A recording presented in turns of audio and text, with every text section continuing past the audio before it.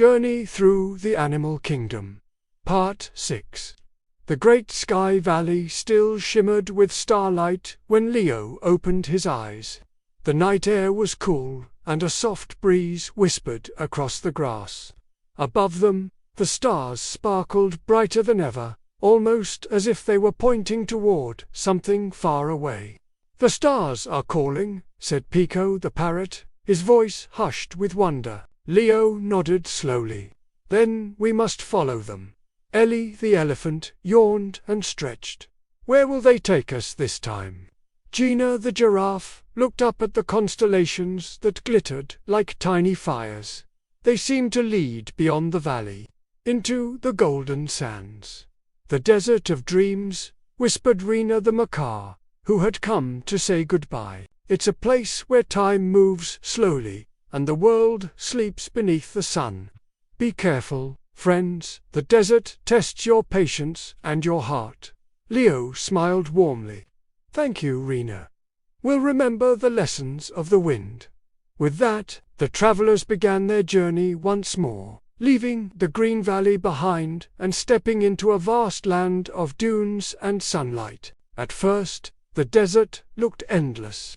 Waves of golden sand rolled beneath the rising sun, and the sky above shimmered with heat. The air was still and heavy, filled with the soft hum of silence.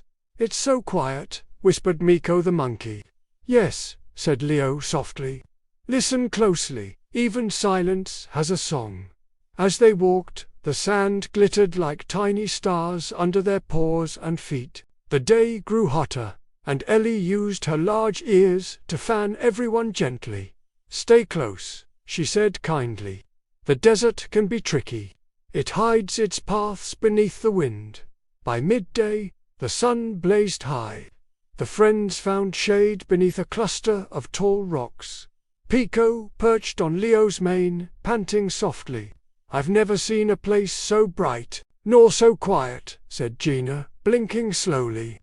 "Even the wind seems to sleep." Suddenly, a voice drifted from behind the rocks, soft and soothing. "Welcome, travelers," it said. "The desert has been waiting for you." The friends turned to see a graceful Fennec fox with enormous ears and golden fur that blended with the sand. "My name is Zara," she said with a gentle smile. "You've entered the desert of dreams, where night and day weave stories of patience." Leo bowed politely. "We've come to learn from the desert as we have from the forest, the river, and the mountains." Zara nodded. "Then you must first rest. In the desert, even the strongest must learn to be still." The animals settled in the shade, watching the slow dance of the dunes. The wind whispered softly, moving the sand grain by grain. Hours passed, and nothing changed, yet everything did. The sun shifted, shadows stretched, and the golden world seemed to breathe. Toto, the little elephant calf, sighed. "I'm bored. There's nothing to do." Zara smiled kindly. "Ah, little one, that's what the desert teaches.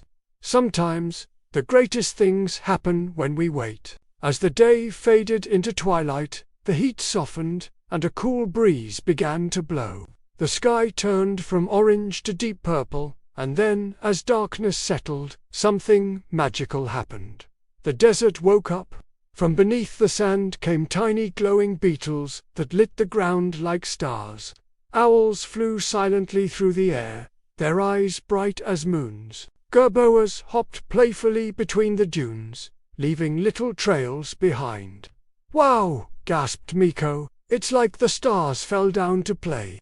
"The desert sleeps by day and dreams by night," Zara said softly.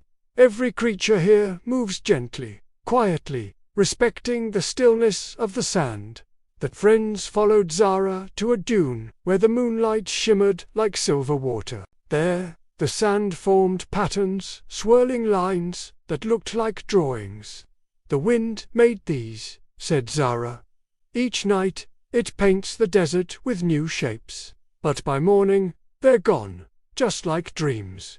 Leo watched the patterns and smiled. "So the desert teaches us patience. and to cherish moments before they fade. Exactly, said Zara. Every sunset, every breeze, every friendship, they're precious because they don't last forever. Ellie nodded slowly. That's beautiful, and true, added Gina.